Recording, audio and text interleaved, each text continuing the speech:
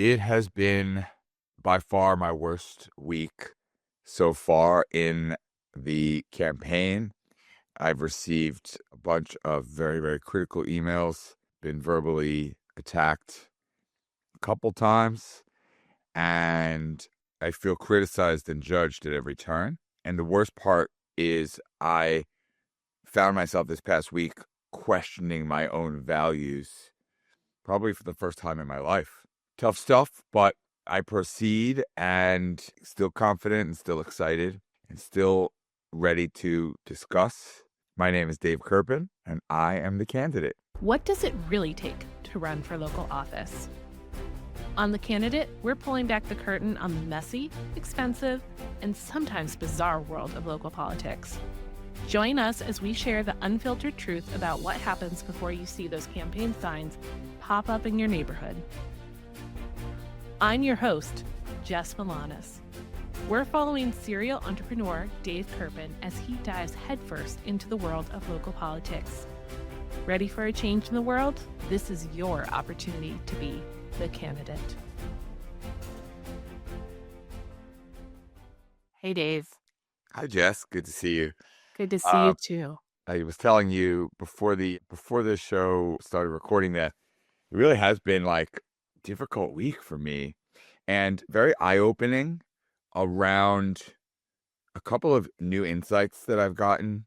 One isn't that new, but it's an insight that's new to apply to politics, which is, I've been doing things differently my whole life, and we talked in the last episode about doing things differently, and I think when you do things differently, it scares a lot of people, and a lot of people that are used to the system and the way of doing things, it's really threatening for those people.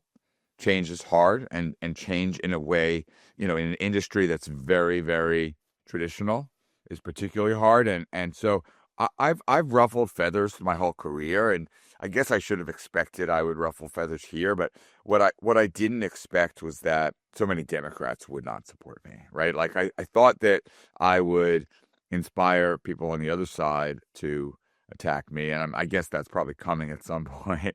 But I've been really bummed, and yeah, I mean, I was depressed at one point this week around, how criticized I felt from the far left, because I'm a we've talked about this. I'm a lifelong Democrat, but I'm a moderate, and I don't, I'm not as aligned, with the far left as maybe they would want me to be. But I can only be me and be honest and listen and try to do all the things that I think a good leader will do. Anyway, I don't want to ramble. I'll tell you about a couple of incidents that happened this week that really shaped how I'm feeling. Thursday night, I spoke at a Democratic club. So the way a lot of the local politics is structured, for those of people that don't know, is they're clubs, Democratic clubs and Republican clubs in a lot of different towns and cities and whatnot, neighborhoods. And so I've been speaking at the Democratic clubs in the town of North Hempstead, and in general, have been very well received. I thought, I'm a pretty good speaker. I've done a lot of public speaking in my life, and I'm sort of honing my talking points, and you're likable. And your brand is likable. Hopefully, I'm likable, and so I spoke the other night. I thought I killed it. I felt really good about it. And then the first person and I was actually really excited at the end of my speech. I knew I was going to do a Q&A. And you may be too young to know this reference, but some people listening might know the reference. I said, I'm going to pull Phil Donahue, and I ran up and down the aisles with the microphone. Donahue is a talk show host, Jess. Yeah, okay. You kind of remember? Okay. So my grandpa was actually on Donahue. No. Well, let me tell you why he was on Donahue. He was on Donahue because he was one of the oldest executives ever at Ford. So he was, I want to say, in his 80s when he was on Donahue, many, many moons ago. So yeah. But I know exactly who you're talking about. Way to mention your grandfather when I'm making a reference to you might be a little too young to know this. Well, anyway, Donahue, that's amazing that your grandfather and Donahue used to go up and down the aisles with the microphone and interview people himself. So I ran down the aisle and enthusiastically held the mic to somebody in the back. And I should have known there was a problem as soon as he took the mic out of my hand, because I've interviewed people before, and like, you know, good rule of thumb is the interviewer holds the microphone, right? Took the mic and proceeded to rail on me for like 10 minutes. And he was wearing a yarmulke, but was very, very angry and upset with me for my previous organizing of a protest of a local business that was hosting an anti-Israel, anti-Semitic organization. And, you know, I don't know how much we discussed this in the podcast. It was a fundraiser. I was for a soup kitchen. I have no problem. I said then, I say now, I'll say always, I have no problem with a fundraiser and helping people in a soup kitchen. My issue was, still is, with the organization that sponsored the event and their known anti-Semitism and, their long history of extremely anti-Semitic content. To be clear, the organization that I was protesting shared, for example, this content right here. Peace be upon you, a prisoner, a leader, a fighter, a martyr. This is one of the architects of the October 7th attack that raped and killed over 1,200 Israelis. This is an organization that is celebrating this man. That's not a gray area. And so I felt totally justified in the protest, and I still do. And I know it upset some people. I was not expecting at a Democratic Club meeting to be as attacked as I was. And he railed on me for 10 minutes, pulling up my social media posts, just arguing that how can I be uniting people when I'm so divisive and hateful and all these things. It was really, really hard for me to hear, like brutal. How did you respond in the moment? Well, in the very moment, I responded with humor at first. I said, he finished, I mean, I'm not kidding, 10 minutes. And I go, well, that was a softball to start things off. And I got a lot of laughs. And, then I did my best to hear him. And right, that's my strategy for my whole life has been to help people feel heard no matter what. So I said, I hear you. It sounds like you're really upset and you're angry. I totally hear you. And then I said my piece, which was, I know I can unify people. I know what's in my heart, and, time will tell. My actions will tell. I said I will never apologize ever for being Jewish or being pro-Israel. That is part of who I am. And, my views on Israel aren't that relevant for running the town. What's relevant for running the town is my ability to listen, respond, help people with the issues, help fix the buildings department, all the issues that we have talked about and that I will continue to talk about. And I think that will segue to another sort of piece of what upset somebody else this past week, which was that they saw pictures of me traveling to Houston for opening day with my family for Mets opener, and then going to Citi Field for the home opener. I think there's an expectation with political candidates that they will be solely focused on the campaign and the town. And I think it's really hard for people to wrap their head around, that I am going to always put my family first, no matter what. That was another issue this week. Again, I'll talk about that. But I'll always put my family first. And I have a big and complicated life and wonderful life that I'm really proud of having, worked towards. But if I want to go to Houston for the weekend with my family, like I'm going to. And it doesn't make me any less able or hardworking or dedicated or committed as a political candidate. It really doesn't. And I know people don't necessarily get that, and social media magnifies everything. So, people see me. My son had a doubleheader the day of a big Democratic rally. There was like a national rally this past week, the Hands Off rally, and big group in Long Island that got together. And a couple of people were like, Dave, you have to go.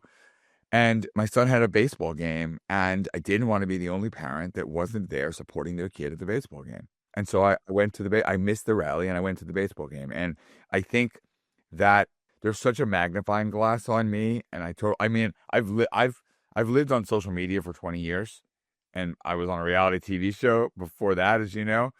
So I'm definitely used to a magnifying glass. I'm not used to a magnifying glass where the expectation is that I will solely be focused on the campaign and like never leaving town. You know how like when you're a kid, I feel like I'm really rambling today, so I'm gonna try to shut up.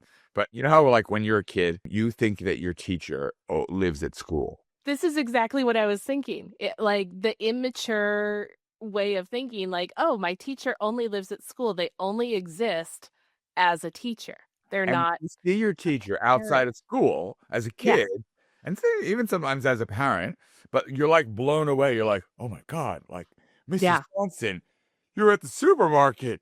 Mrs. Johnson. Like it's so mind blowing. In a way, and I don't blame. I'm not gonna call people immature, Jess, because honestly, I just think I don't think it's a matter of maturity. I just think it's a matter of expectation around society and what we've come to expect. And in a way, people seeing me at a Mets game with my kids, or seeing me, God forbid, in Houston in another city, or seeing me at a baseball game when there's a big rally going on that I should be at, could be, whatever you want to say.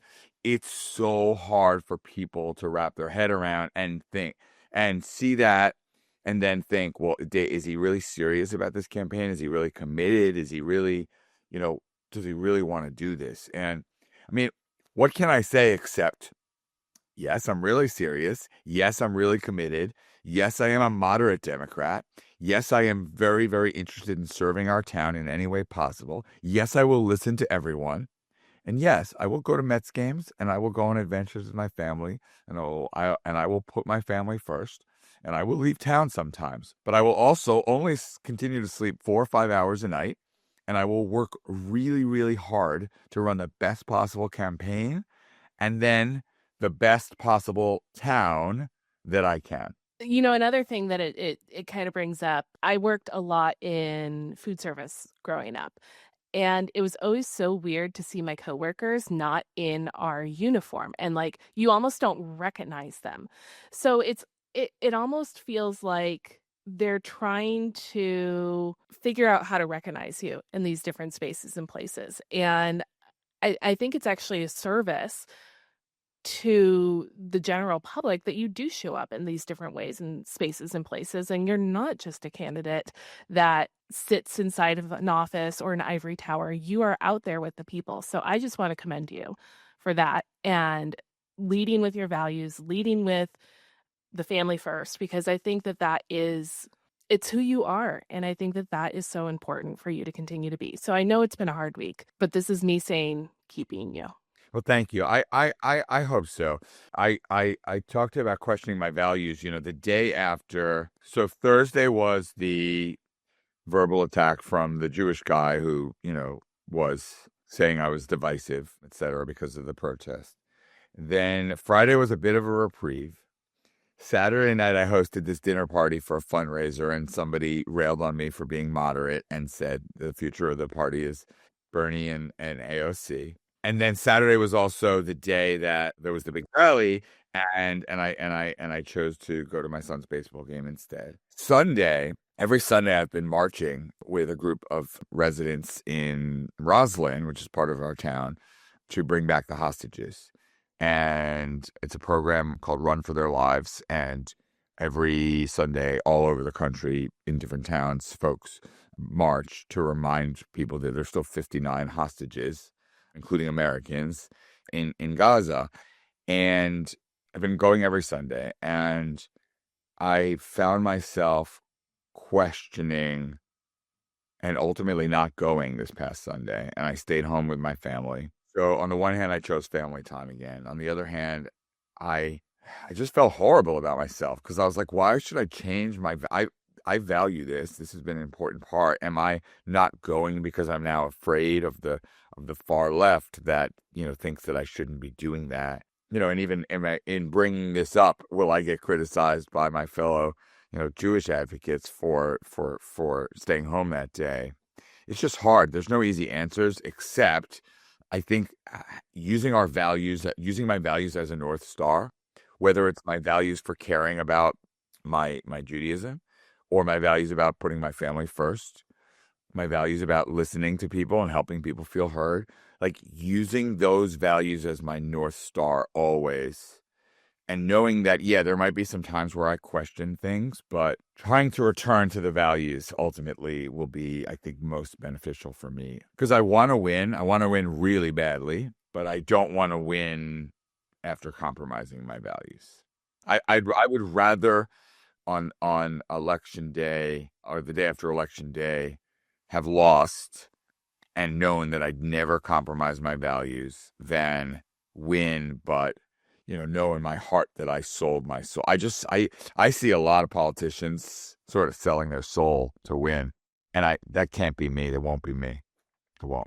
And that has been a through line since the very beginning. You are who you are. You are going to remain who you are. And I just am going to continue to praise you for that. So thank you so much, Dave, for this week's episode. And here's to a better week. Thank you. I hope so too. I'm going to keep smiling no matter what. And I appreciate you, Jess. I appreciate all of our listeners and all the feedback that we're getting. Please keep that coming. Share, subscribe, like, all that fun stuff. It takes a little bit of time to build a podcast, but those of you that have been listening, I really, really, and giving me feedback, I really, really appreciate it. We do. Thank you so much, everyone. And thank you, Dave. Make it a great week. Paid for by the Friends of Dave Kerpen. Thanks for going behind the scenes with us on The Candidate. If you enjoyed getting the real story about running for office, take a moment to rate and review us wherever you get your podcasts. Your support means the world to us. See you next time.